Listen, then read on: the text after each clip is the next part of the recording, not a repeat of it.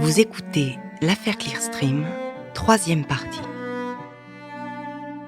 À la fin du mois de février 2003, Imad Laoud, l'ancien trader devenu agent de renseignement, s'apprête à aller au contact du journaliste Denis Robert. Le journaliste qui enquête depuis plusieurs années sur la chambre de compensation luxembourgeoise, Clearstream.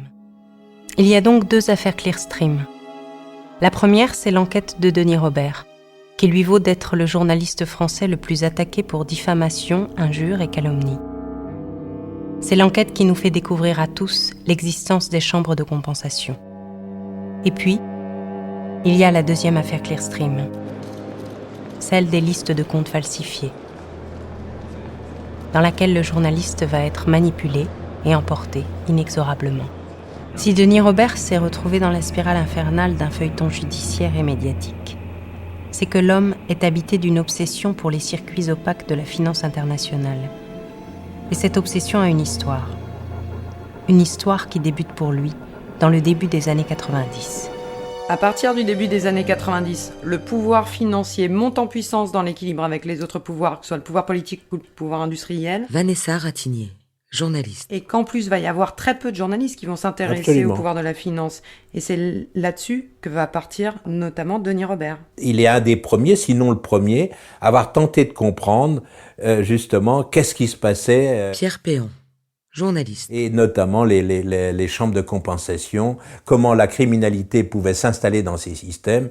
Et c'est ce en quoi Denis Robert a fait figure de pionnier. Quand je suis à Libération, je suis un des seuls à m'intéresser aux affaires. Denis Robert, journaliste et écrivain. C'est-à-dire à la démocratie, à la manière dont les partis politiques sont financés. Je sors des dossiers, des choses comme ça. Et je me rends compte assez vite qu'il y a des constantes qui sont les paradis fiscaux.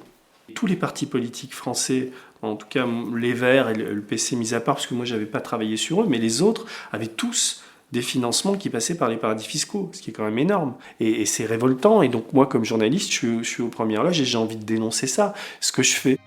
Et dans ce début des années 90, l'Europe entière découvre, comme lui, l'ampleur de l'argent sale. Dans chaque pays, de gigantesques affaires de corruption éclatent. En Italie, les juges lancent l'opération Main propre contre la mafia. En Allemagne, les révélations sur les financements occultes de la CDU font tomber Helmut Kohl.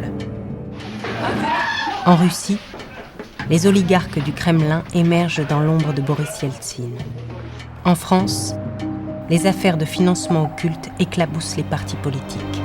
En Suisse, les législateurs se penchent sur le blanchiment de l'argent. Quant à l'argent de la drogue, on l'estime à cette période pesant plus lourd que l'ensemble des revenus liés au pétrole. De l'argent qui inonde les circuits de la finance mondialisée. Dans le tumulte des années 90, une nouvelle expression fait son entrée dans le dictionnaire, le blanchiment de l'argent sale. Une masse financière colossale qui s'insinue dans les bastions du CAC 40, gangrène les économies nationales et pourrit, à terme, les démocraties. Denis Robert prend conscience que les juges européens, portés par une même dynamique, s'attaquent enfin aux crimes financiers et qu'ils ne lâcheront pas. Denis est venu me voir en disant voilà, il y a quelque chose de frappant. Et il a eu l'idée de faire un tour d'Europe de ces magistrats. Laurent Beccaria, éditeur de Denis Robert. Et on voyait que de chaque pays avait des problématiques semblables. D'où l'idée, alors je ne sais pas qui, c'est les idées, on ne sait jamais qui en est le responsable, en tout cas c'est une discussion entre Denis et moi, de se dire on va essayer de demander de faire un appel qui synthétise tout ça, qui passe à la vitesse supérieure, de se regrouper pour faire un appel. On a pensé à un manifeste, puis après c'est devenu l'appel, et il fallait trouver un endroit. Genève paraissait central, et c'est devenu l'appel de Genève qu'on a bricolé en trouvant l'université de Genève avec un fax dans un bureau. Il n'y avait pas de mail à l'époque, et donc voilà, ça s'est bricolé comme ça. La justice ou le chaos, le choix est simple, j'ai fait le mien. L'appel de Genève porte à son paroxysme l'affrontement de 2 mondes. celui du pouvoir judiciaire et celui du pouvoir exécutif. Le judiciaire fait trembler l'exécutif, lui, fait tout pour limiter le pouvoir des juges. C'est le combat de deux légitimités, un combat vieux comme le monde. Pour Denis Robert, le résultat dépasse ses espérances. Le voilà qui incarne l'alliance des pouvoirs judiciaires et médiatiques. Ce jour-là, quelque part dans une maison de la banlieue de Luxembourgville, un homme entend l'appel. C'est Ernest Bacchus. Dans les mois qui vont suivre, Ernest Bacchus et Denis Robert vont se rencontrer à plusieurs reprises. Moi, je découvre un type, il a une grosse barbe, il parle, j'ai l'impression qu'il est toujours un complot qui est ourdi derrière. Et en même temps, il me fascine assez parce qu'il a une grande connaissance de la finance et il connaît, il me parle de plein d'affaires, surtout les affaires italiennes. Et ça me fascine, quoi. On ne peut pas comprendre tout ce qui va se passer par la suite si effectivement on ne comprend pas la relation que j'ai avec lui. En fait, c'est une relation qui va durer. C'est sur le temps que ça se passe. Je suis très intrigué par ce personnage. Je sens qu'il est détenteur d'un savoir important.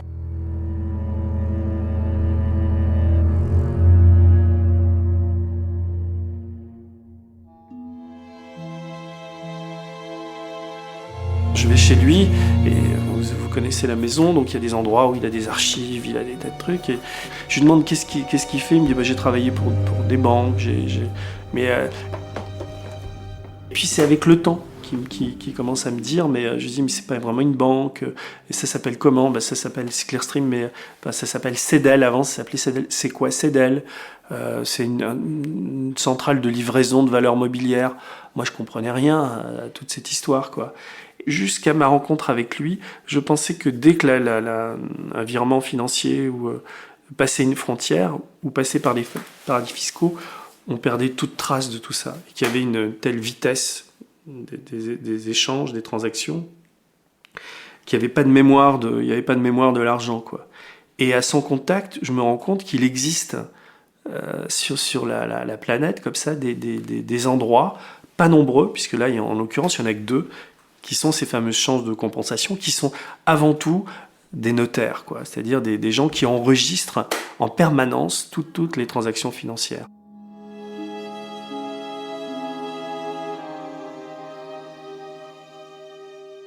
Tout de suite, ça m'intrigue. Je me dis, mais comment ça marche? Et je ne cesse de poser des questions à Ernest là-dessus. Et je comprends à un moment donné, je comprends plusieurs choses. Je comprends donc d'abord l'existence de ces boîtes, qu'elle fait de l'enregistrement de transactions financières, mais aussi de la conservation, c'est-à-dire qu'il y a des mémoires, qu'il y a des archives de tout ça.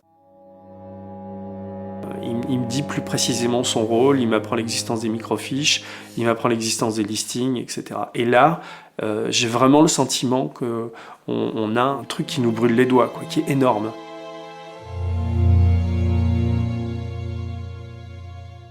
Parce qu'avant ce système-là, vous étiez obligé d'aller avec vos valises de billets, il y avait des problèmes de sécurité d'argent, etc. Donc c'est une révolution bancaire. Et c'est Bacchus qui me permet d'accéder à ça. Mais à un moment donné, je me rends compte que non seulement il y a bossé, mais il l'a fondé, quoi.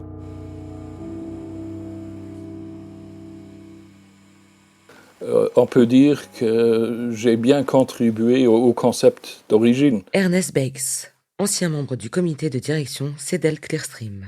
On a convenu, en créant les chambres de compensation transfrontalières, de centraliser à un endroit seulement les obligations et autres papiers valeurs pour la compensation, et d'un autre côté, d'acheminer dans le système l'argent nécessaire pour liquider ces opérations.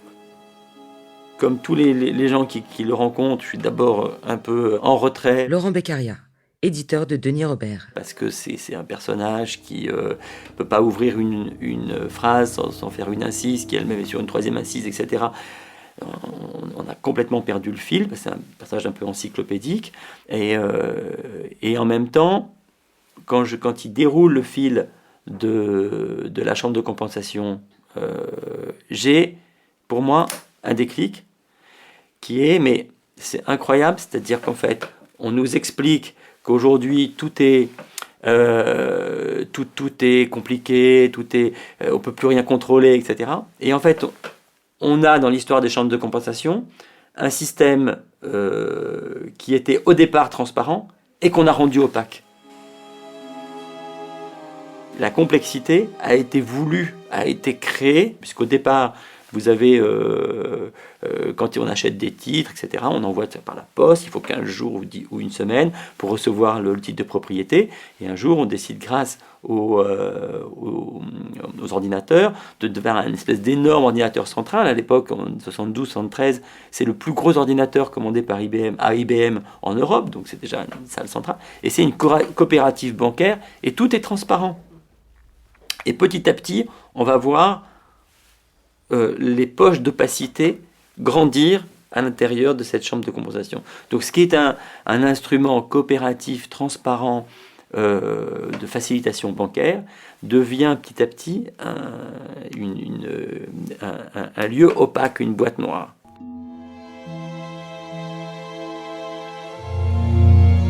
L'histoire est la suivante, c'est-à-dire que Ernest se fait virer de la boîte en 83. Denis Robert, journaliste et écrivain. Mais comme il l'a fondé, cette boîte, c'est lui qui a fait embaucher des tas de gens là-dedans. C'est parmi les personnes qui s'occupent du courrier, il y a un ami d'Ernest Bacchus. Et donc cet ami va donner à Ernest le listing sous forme d'étiquette autocollante de tous les clients de la boîte. Et lui, avec sa femme, ça fait partie de la folie du personnage, il y a des gens qui font du tricot, il y a des gens qui regardent la télé. Lui, sur son laptop, comme il dit, sur son ordinateur, il va taper une à une toutes ces étiquettes. Et il a en même temps la liste des comptes publiés, c'est-à-dire que les adhérents de ce système reçoivent tous les mois une liste avec les comptes publiés. Si on fait la soustraction entre les listings intégrales, les étiquettes postales qu'a Bacchus et ce listing des comptes publiés, on a 1900 comptes à peu près non publiés. Et c'est ça, toute l'enquête, tout ce que je vais faire est fondé par ça. C'est-à-dire que là, si vous voulez, c'est parce qu'on me dit j'ai pas de preuves, mais c'est ça les preuves. Les preuves, c'est les documents, les étiquettes, je les ai vus, j'ai vérifié tout ça. Et c'est vrai que quand on commence à mettre le nez dans ces comptes, on trouve des choses absolument passionnantes. On trouve que c'est pas que des banques, on trouve qu'il y a des multinationales qui ont des comptes là-dedans, on trouve qu'il y a 1900 comptes non publiés, dont beaucoup de ces comptes non publiés sont des sociétés offshore qui ont des comptes à Turkine Caicos, à Vanuatu, dans tous les paradis fiscaux de la planète. Bizarrement, ce sont elles qui ont beaucoup de comptes non publiés. Si on est non publié, ça veut dire qu'on veut cacher son existence. Pourquoi on veut la cacher ? Peut-être pour de bonnes raisons, mais peut-être aussi pour de mauvaises raisons. Denis Robert traquait l'argent sale. Il découvre le circuit de l'argent tout court. Clearstream, c'est 50 trillions d'euros qui passent en gros entre 50 et 60 trillions d'euros qui passent chaque année dans le système. Et c'est autour de 10 trillions d'euros de valeurs qui sont conservées dans le système. 1 trillion, c'est 12 zéros. Ça veut dire 50 000 milliards d'euros qui passent chaque année dans le système et 10 000 milliards d'euros qui sont conservés en valeur dans le système. Denis Robert propose donc à Ernest Bacchus de partager sa plume pour décrire le système, ses méthodes et ses trous noirs. Nous sommes en présence d'un système organisé qui a accompagné l'explosion des marchés financiers et s'est adapté au mieux des intérêts de quelques groupes clés. L'autocontrôle des marchés financiers par eux-mêmes et l'entente de quelques grandes banques et de multinationales cherchant à dissimuler leurs gains ont conduit à des dérives insupportables au détriment de la transparence des marchés. Cette transparence, qui est pourtant théoriquement le fondement même du libéralisme. Personne à long terme n'a intérêt à continuer à supporter ça.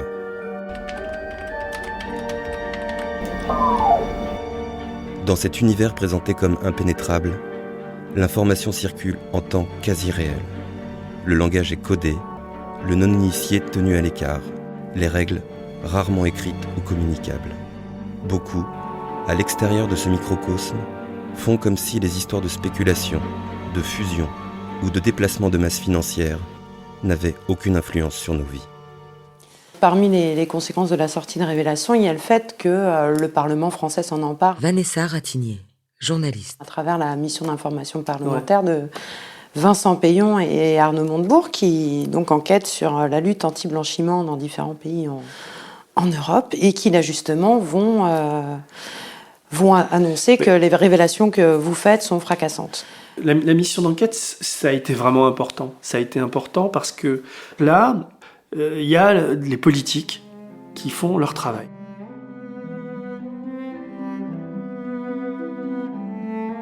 Vous venez d'écouter l'affaire Clearstream. Si vous avez aimé ce podcast, vous pouvez vous abonner sur votre plateforme de podcast préférée et suivre Initial Studio sur les réseaux sociaux. Manipulation, une histoire française est un podcast coproduit par Initial Studio et Yami de Production. Adapté de la série documentaire audiovisuelle éponyme, produite par Yami de Production, réalisée par Jean-Robert Vialet et écrite avec Pierre Péan, Vanessa Ratignier et Christophe Nick. Production exécutive du podcast, Initial Studio. Production éditoriale, Sarah Koskiewicz et Louise Nguyen. Montage, Camille Legras. Avec la voix d'Emmanuel Yacoubi.